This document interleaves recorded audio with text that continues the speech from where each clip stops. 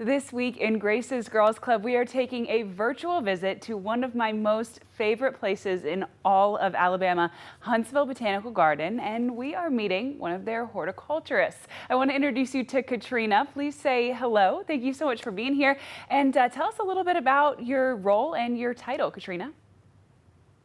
Well, my name is Katrina Mitchell, and I work with Huntsville Botanical Garden, and I'm their conservation horticulturalist. Basically, that means I'm the boots on the ground when it comes to the garden's conservation programs. We actually are involved in a lot of native plant conservation. We work together with a lot of national and international partnerships to try to protect Alabama's very unique and amazing Alabama's great and amazing plant diversity. So I just kind of do a little bit of everything here. Yeah, I'm sorry, one second, Katrina. Yes, hello?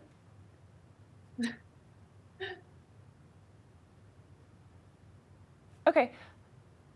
Okay, Katrina, do you have another light that you could turn on by any chance? They're saying the shot is looking a little dark, or maybe open the blinds of a window, something like that.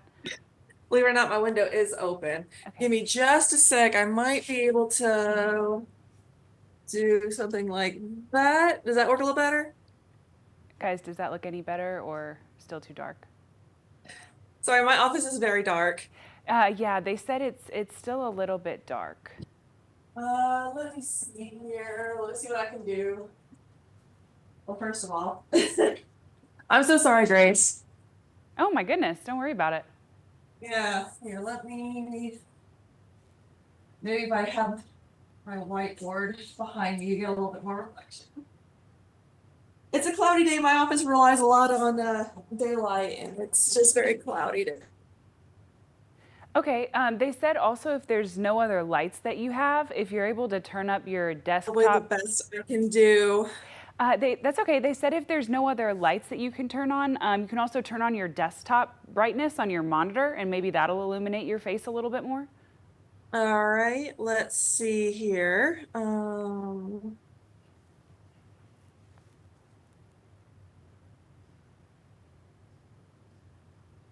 see here.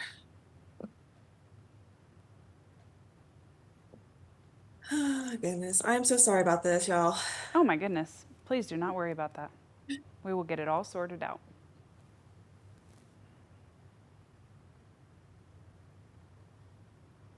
Let's see here. All right, let me try this.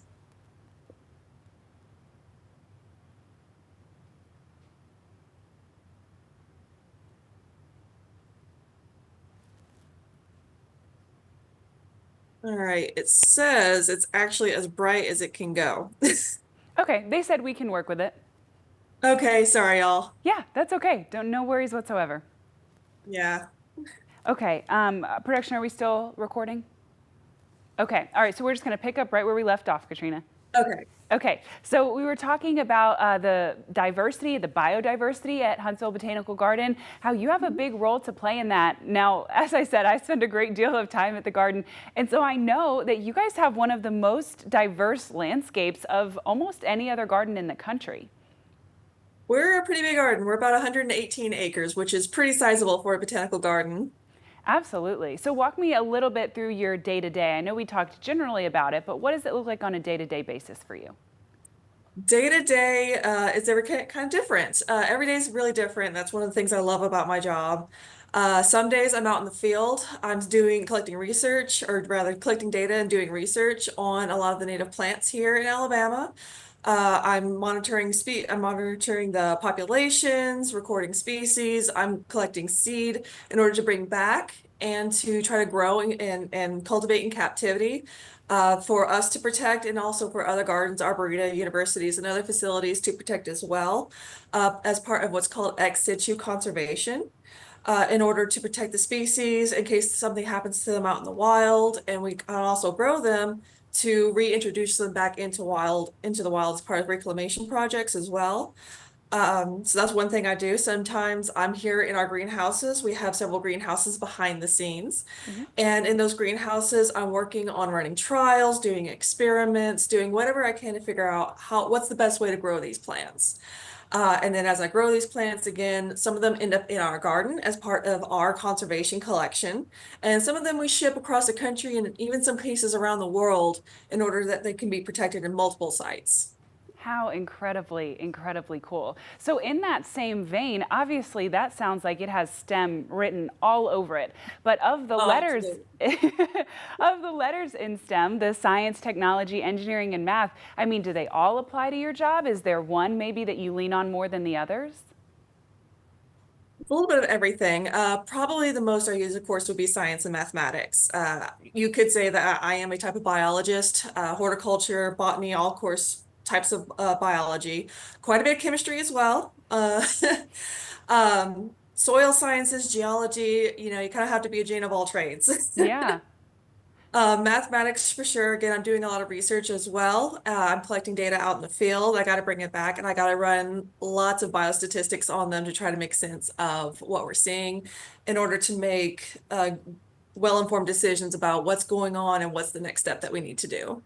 Absolutely. You know, a lot of Grace's Girls Club interviews, we talk about deriving the scientific method. You know, I use it in my job in certain ways, and almost everybody uses some version of the scientific method anytime they're problem solving. But in your job, Absolutely. you are using it at its truest form, intended for research, and that is almost something that's pretty hard to come by these days.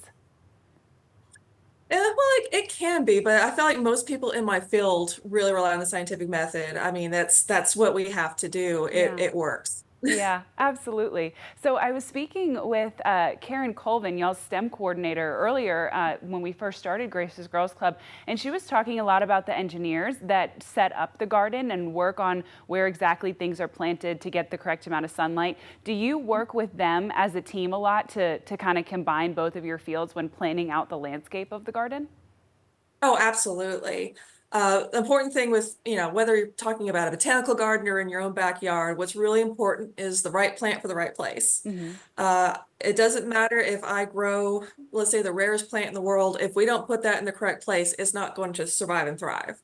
So I do work a lot with our horticulture team. And if there's something that they're wanting to put into the garden, I can suggest some native plants that we have. We are increasing our native plant collection here at the garden. Again, just part of our conservation initiatives. And we do work a lot, quite a bit. If they're like, hey, I have a wet spot in full sun, what do you have?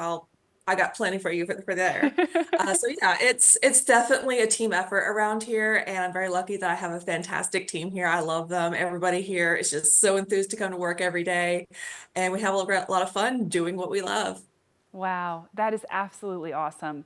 So we talked a little bit about some of the classes that you took, but walk me through the exact schooling and exact degree program you went to. And then kind of coupling with that, if I was a young student or a young girl that thought, this sounds pretty amazing, I think that's what I want to do too, what advice would you have educationally for me? Oh, that's a very good question. So for me, after grade school, I went into undergrad. That was 4 years, and I was a biology major with an organismal biology concentration. So working a lot with organisms. I did quite a few classes that related to ecology, conservation. I even took some that some people might not think apply, like microbiology, but that actually very well applies to what I do.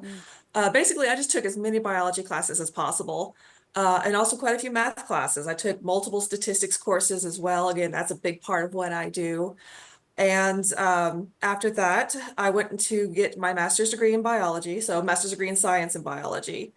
And that is where you really fine tune the direction that you're going to go to. So when I first started undergraduate school, I knew I wanted to do something in biology, but going through my classes really kind of honed it in for me, what I wanted to do. Mhm. And so that led me to, well, I want to be a conservationist. I want to save the world. So I started taking more classes about that, learning more about it, and that's where I really found my direction. So my best advice when it comes to your education is it's okay to not have a very specific thing in mind when you first go to college, Mm. but follow your passions, follow what your interests are, take a variety of classes and see what clicks for you, because you never know. For me, I took my first biology class, it was love at first sight. I just fell in love. So that's what really started my direction. So don't be afraid to try new things and do what works for you and just keep at it. That's great advice. So you said it was the biology that first really made you choose this field? Yes, yeah, I am just fascinated with how life lives, all the forms that life comes in. And where I ended up with plants is it's kind of your base layer. All life on Earth in some way or another revolves around plant life. So I figured if I'm saving plants, I'm saving the rest of the world. That is such a great mindset. I mean, of course, we all know that plants is the foundation of everything, but thinking about it as a way to help and, okay, let me start at the root of it all, no pun intended, that's pretty cool. Yeah, absolutely. By the way, I think I've said the root of it all maybe once in my whole life. And of course, it comes up now in this interview with you. So walk me Oh, through the very best part of your job, Katrina. my very best part of my job is that no 2 days are different. I don't feel at any point that I'm getting stagnant in what I do. There's new challenges every day. I'm growing every day, no pun intended. And it's just every day's a new adventure, and I never get bored with it. And at the end of the day, I can go home knowing that today I made a difference. It might be something small, but that's okay. A lot of small changes add up to big change, and I can feel satisfied in that. Oh, absolutely. I love that. So, kind of off topic, but when rainbows are formed, it's because each individual water molecule in the sky is turning into a prism and they're all reflecting their own rainbow, but together we see one big one. And a lot of times when I go to schools, I say that very same thing, that each one of those tiny little droplets matters. If we didn't have those, we wouldn't have a full rainbow. And that's kind of what you're saying. Each little leaf, each little plant, each little piece of growth that you see compounded over time ends up being this massive life-changing result. Right. And again, I'm contributing to a bigger picture. We're working with a lot of other people, a lot of other organizations around the country, around the world. Each of us contributing our own little piece to make the big picture and make a big difference. Absolutely. I love the heart behind that. So if that's maybe the best part of your job, what you're most excited about, what are some of the challenges that you have to face and problem solve your way through every day? Well, when you work with living things, life is complicated. When you work with any living thing, plant, animal, bacteria, whatever it may be, there is a lot of complexity about that and a lot of mystery. That's why we do what we do, right? We don't understand everything. And because of that, because life makes everything a little bit more complex, things are often out of your control, which can be admittingly frustrating some days. Mm. I could work my best to try to get this plant to grow, but for one reason or another, it might not. This is a field where definitely failure is an option. It's just important to take those as more learning experiences. So even if I fail, I still learn something from it and I can do better next time. So while it's frustrating, it serves its own purpose. Oh, it does. It's still increasing your knowledge. That's a really great perspective to have. So walk me through one last question before I let you go, head back to saving the world. If you had a message to young girls, young students in STEM, or who were interested in joining the STEM workforce, what would your message to them be? My message would be that something that a woman in STEM told me when I was in school, that I kind of kept with myself all through my education and even today, that the road to success isn't a straight line. It's going to go every which way. It's going to do loop-de-loops and sharp turns, and it's going to be difficult some days. And it's important in those days and in those times to remind yourself why you're doing what you're doing. It's hold on to your passion, hold on to your dream, and keep that in mind through those rough days. For me, it was, I know I want to save the world. I want to do my part to help people, to help wildlife, to help plants, to help the planet itself. And that got me through those hard days. That one day it's going to be worth it. And I can tell you it's 100% absolutely worth it. Wow, that is absolutely awesome. I really love that. That's great advice. Well, Katrina Mitchell, conservation horticulturalist at Huntsville Botanical Garden, thank you so much for being here. Welcome officially to Grace's Girls Club, and we really appreciate your time. Thank you so much, Grace. Have a good one.